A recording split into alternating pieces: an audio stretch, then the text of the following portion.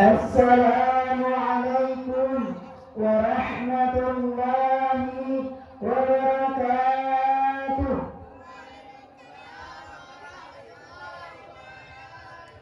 Alhamdulillah. Alhamdulillahilladzi hadana li hadza wa ma kunna linahtadiya lawla an hadana Allah. Asyhadu an la ilaha illallah wahdahu la syarika lah wa asyhadu anna Muhammadan 'abduhu wa rasuluhu la nabiyya ba'dah. Buat langkah yang pertama, tiada kata paling indah, tiada pepatah yang paling syahdu selain memuji Allah, yang mana oleh Allah yang telah menciptakan langit tanpa tiang, bumi tanpa hamparan, bagaikan bernadan. Dan yang mana oleh Allah yang telah memberi kita sehat badan, waras pikiran, sehingga kita bisa hadir pada malam yang berbahagia ini. Salawat bermahkota salam tak lupa pula kita curahkan kepada seorang proklamator yang tak pernah naik motor, apalagi menjadi koruptor. Seorang proklamasi yang tak pernah pakai dasi, apalagi menjadi korupsi. Seorang pemuda padang pasir, penghuni padang Sahara, yang bertitel Habibullah, yang berpangkat Rasulullah, putra dari Abdullah, buah hati dari para Siti Aminah, cucu Abdul Muttalib, anak tersayang dari Fatimah, sang tercinta dari Siti Khadijah. Habibullah yang gelar sebagai Al-Amin.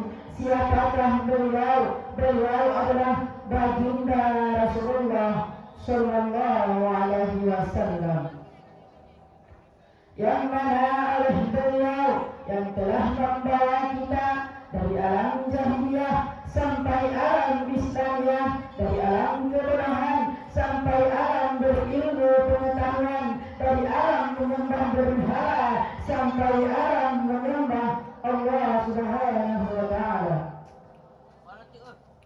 Penghormatan saya kepada tujuh pimpinan Nahdlatul Fatah yaitu Walidi beserta keluarganya. Penghormatan saya kepada Dewan Juri yang adil lagi bijaksana, dan penghormatan saya kepada hadirin hadirat yang dirahmati Allah.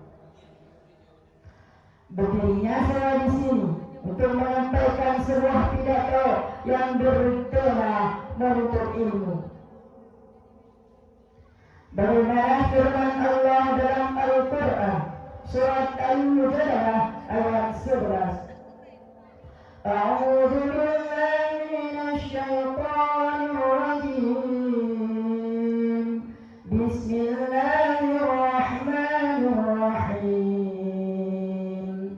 Yarfa'illahu alladhina amanu minkum walladzina utul ilma darajat. Shadaqallahul azim. Bagaimana yang artinya Allah akan meninggikan dan mengangkatkan derajat-derajat orang beriman dan orang berilmu. Dalam firman tersebut menceritakan betapa pentingnya ilmu dalam kehidupan kita. Tanpa ilmu kita tidak bisa apa-apa. Tanpa ilmu kita akan tersesat. Kita akan terjerumus ke dalam yang bukan jalan yang betul. Apabila seseorang memiliki ilmu, maka Allah akan meninggikan derajat-derajatnya.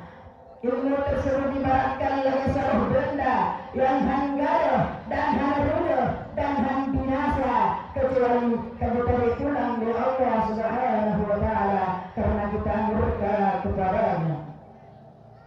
Dengan ilmu itu kita bisa mengetahui perintah-perintah Allah kepada kita, perintah-perintah Rasul kepada kita, apa saja yang dilarang oleh Allah, apa saja yang dilarang oleh Rasul.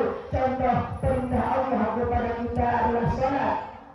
Berapapun amal kita, berapapun sedekah kita, kalau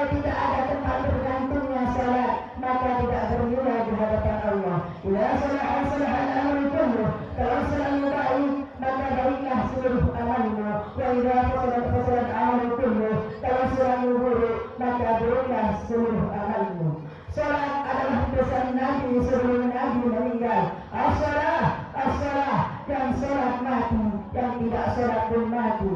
Kita sebagai umat Islam pasti ada yang namanya fardu kifayah. Kita sebagai umat Islam pasti ada namanya salat jenazah. Istashita, hidup sesudah hatimu, fa'inna kawaya, karena sesungguhnya kau akan menjadi mayat. Hadirin hadirat yang dirahmati Allah. Besok dalam kubur adalah pertanyaan pertama yang akan ditanya adalah salat. Inna awalani hasanah fil amri yawmal qiyamah. Yang pertama dihisab dan dihitung di hari kiamat. As-salah, yaitu sembahyang. As-salatu imanuddin, sembahyangnya tiang agama. Semantangnya hampir sembahyang, sarang hiji kalaga ibadah agama. Orang-orang yang tidak salat esok akan masuk ke dalam neraka sabar. Man salakakum fi sabar, kenapa kami masuk neraka sabar? Lam nakun minal musalli, kami tidak salat ya Allah. Man taraka salatan muta'ammidan, siapa saja yang meninggalkan salat dengan secara sengaja, faqad kafara jihara, maka kafirlah ia secara nyata.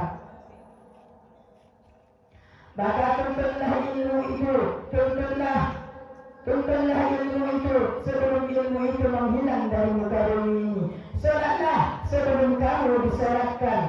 Mungkin amalan kita yang di dalam kubur tidak cukup. Kita mau balik lagi ke dunia ini, bukan Allah tidak akan mengizinkannya. Orang-orang yang mati dalam kubur itu ditanya oleh Allah, hai mayat, hai jenazah, kalau kau diberikan umur kamu apa?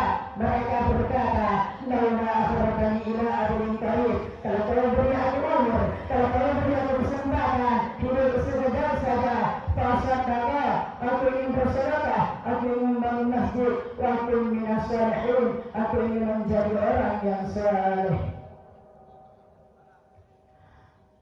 Tuntutlah ilmu itu sebelum ilmu itu menghilang dari muka bumi ini, karena ilmu akan hilang ketika nantinya hampir kiamat. Bagaimana Rasulullah pernah bersabda, min asratis sa'ata yurfa'ilna, adalah sebagian tanda daripada hari kiamat terangkatnya ilmu-ilmu dari muka bumi ini. Kalau kita punya ilmu itulah yang akan menjaga kita, bukan harta yang menjaga kita. Bagaimana Sayyidina Ali pernah berkata, al-ilmu yahrusuka wal malu tahrusuh. Ilmu itu menjaga engkau, harta itu engkau menjaganya. Kesimpulannya bisa kita ambil pada berada singkat saya. Tuntutlah ilmu sampai tiang lahat, karena ilmu itu akan menghilang nanti ketika hampirnya hari kiamat.